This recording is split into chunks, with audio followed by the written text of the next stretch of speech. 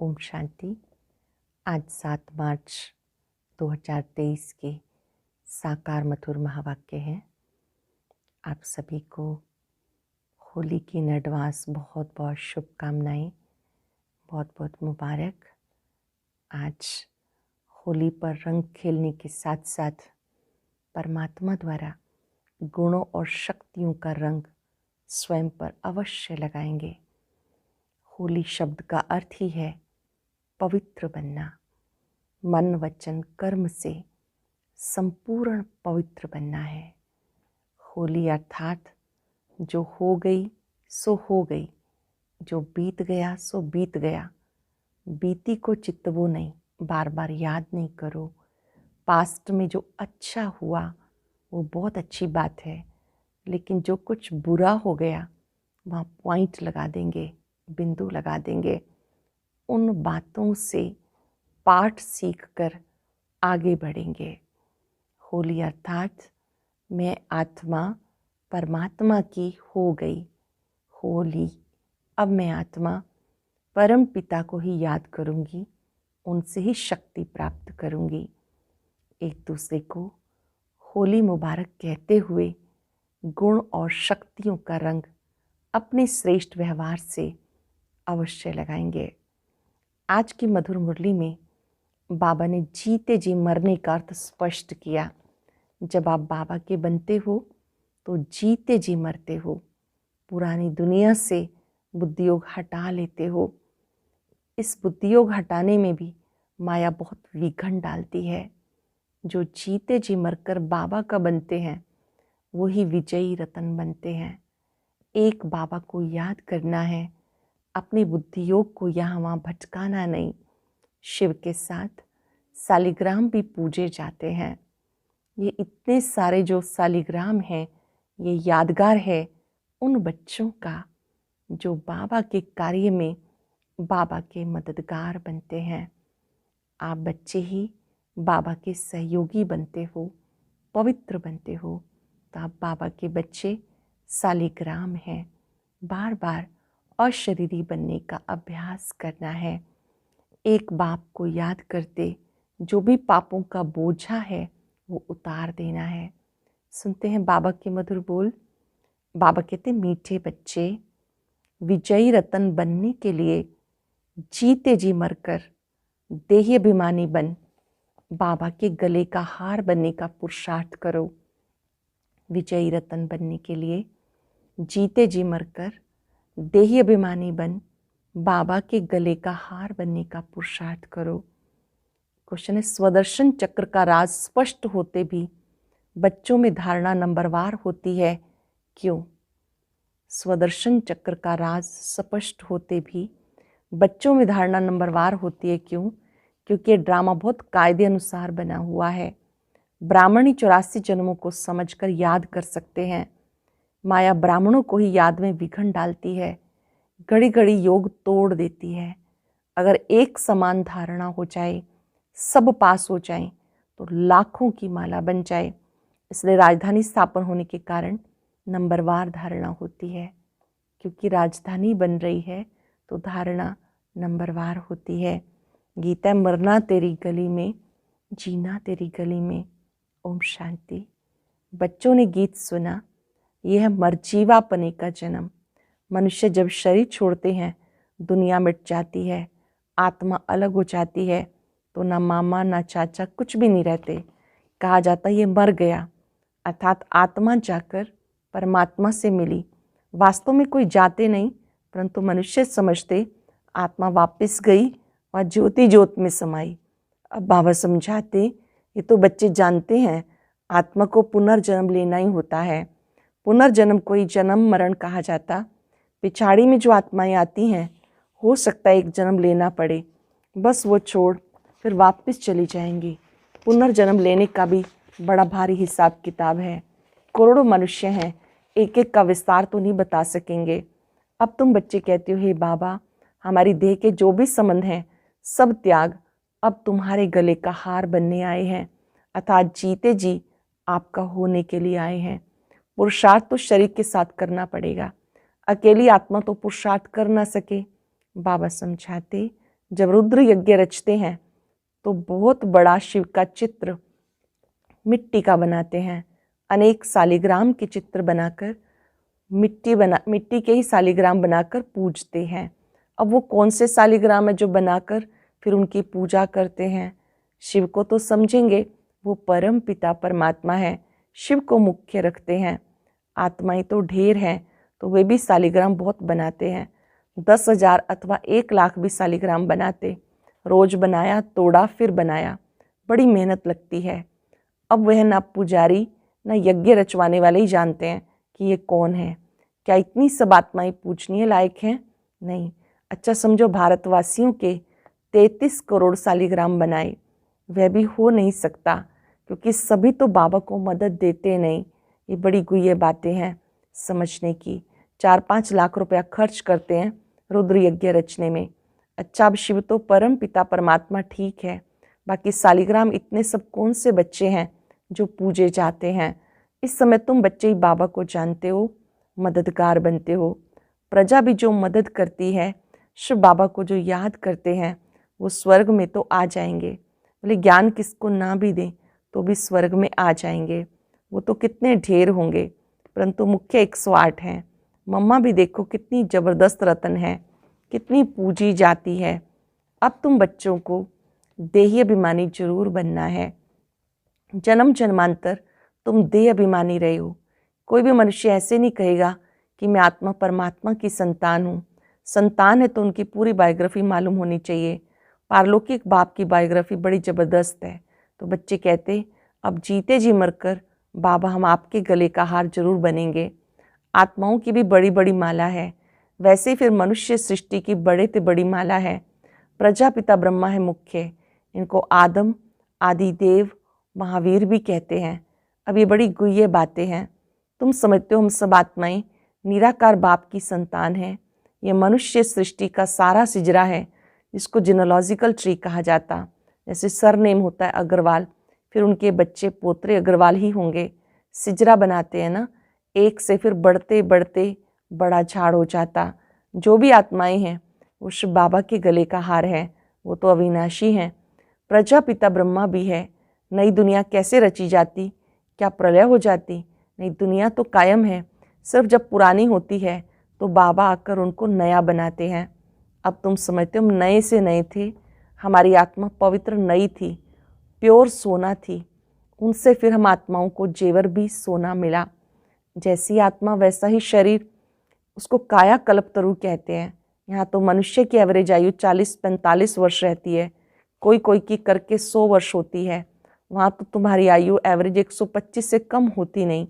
तुम्हारी आयु कल्प वृक्ष समान बनाते हैं, कभी अकाले मृत्यु नहीं होती है। सतयुग त्रेता में कभी अकाले मृत्यु नहीं। तुम आत्माएं शिव बाबा के बच्चे हो। ब्रह्मा द्वारा जो ब्राह्मण पैदा होंगे उनसे फिर प्रजा रची जाती है। पहले पहले तुम ब्राह्मण बनते हो, ब्रह्मा मुख वंशावली। शिव बाबा एक है, फिर माता कहाँ? ये बड़ा गुह्य राज है।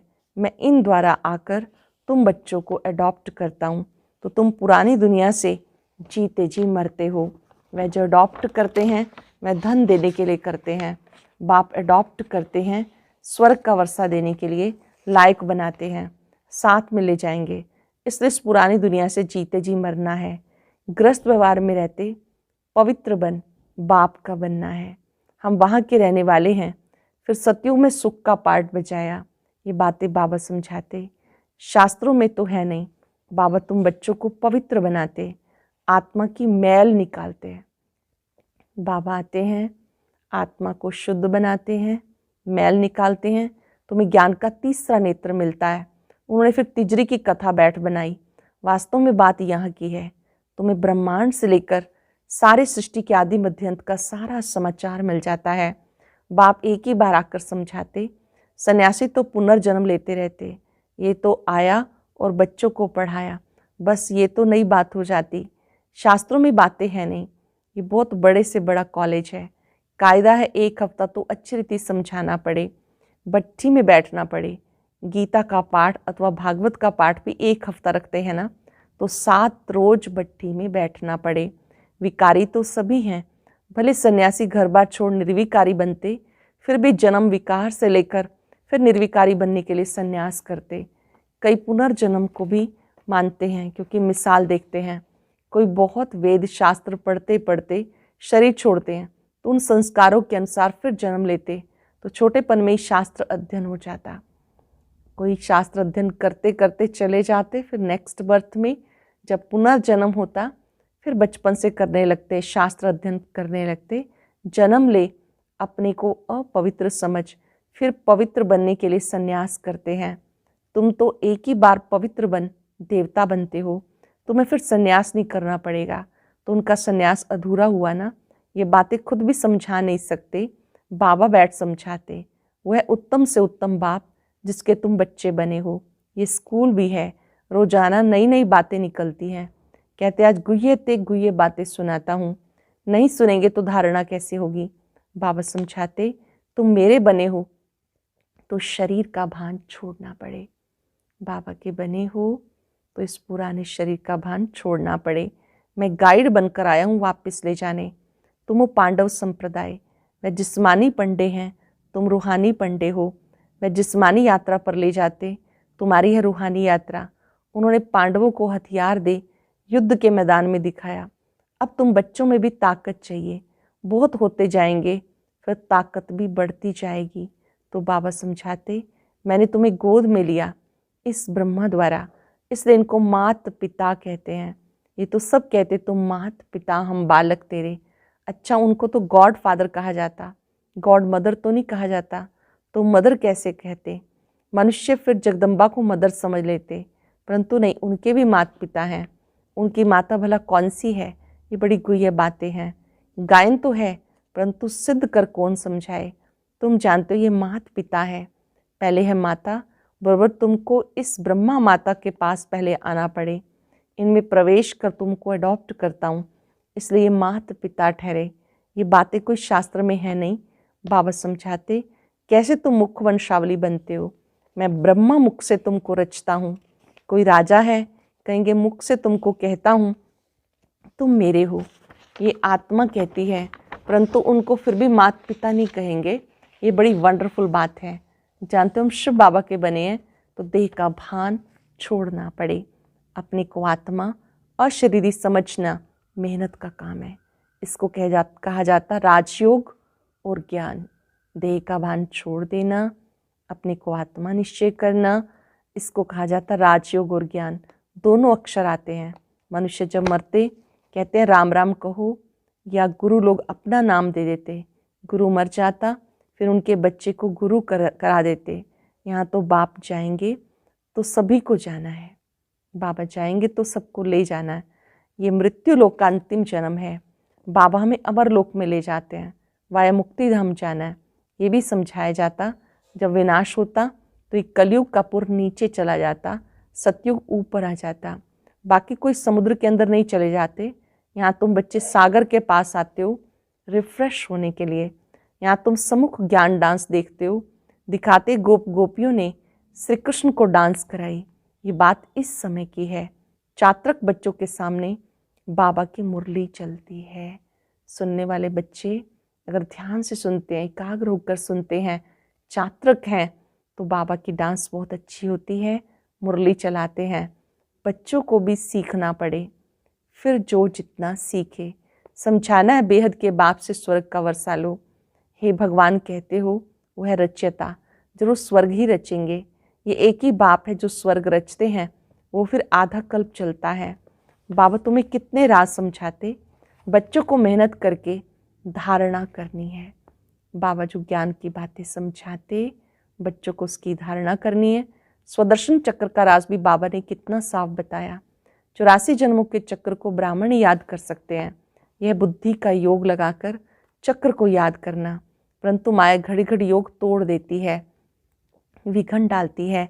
सहज हो तो फिर सब पास कर ले, लाखों की माला बन जाए। ये तो ड्रामा ही कायदे अनुसार है।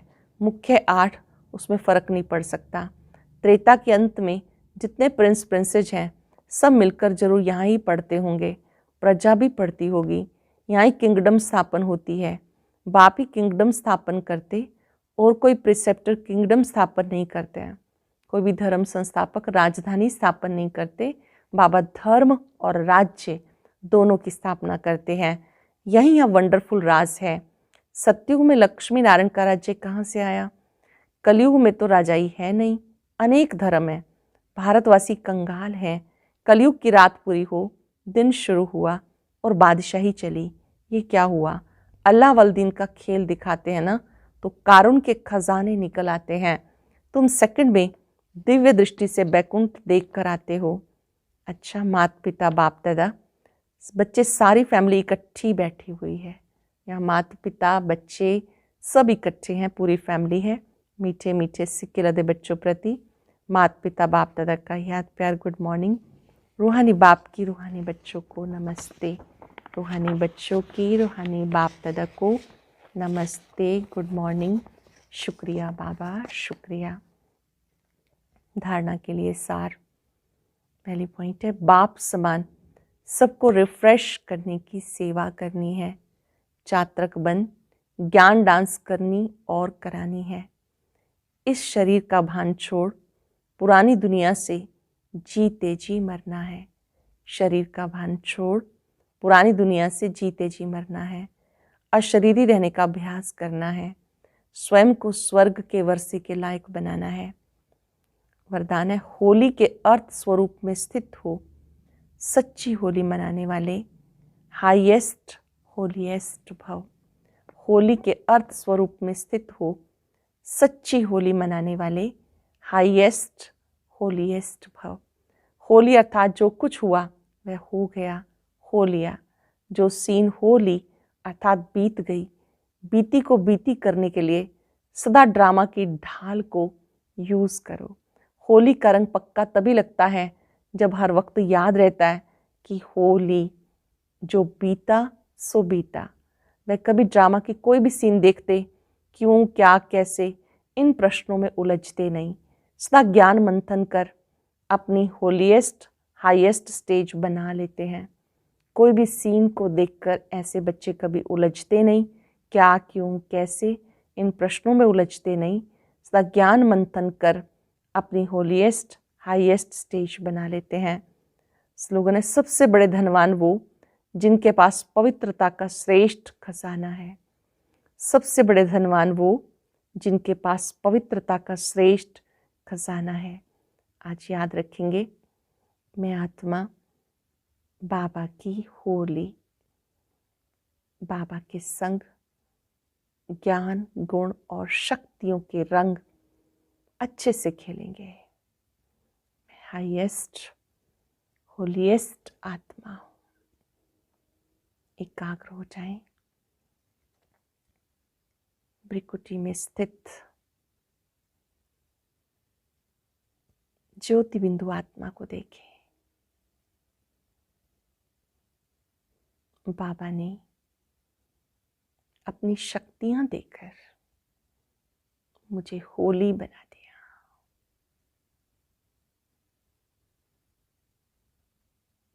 मैं ज्योति बिंदु आत्मा बाबा के संग में हूं।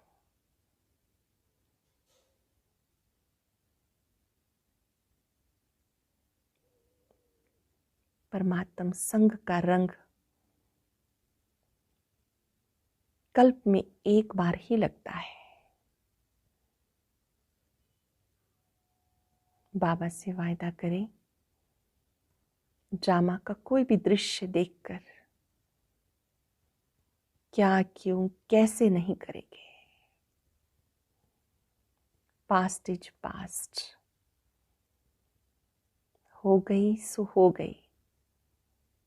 मैंने पास्ट से लेसन सीखा है।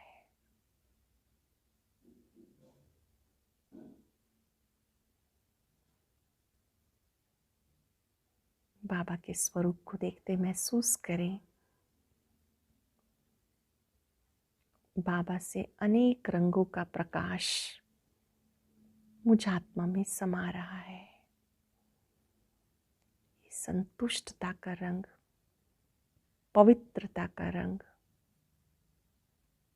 शक्तियों का रंग है।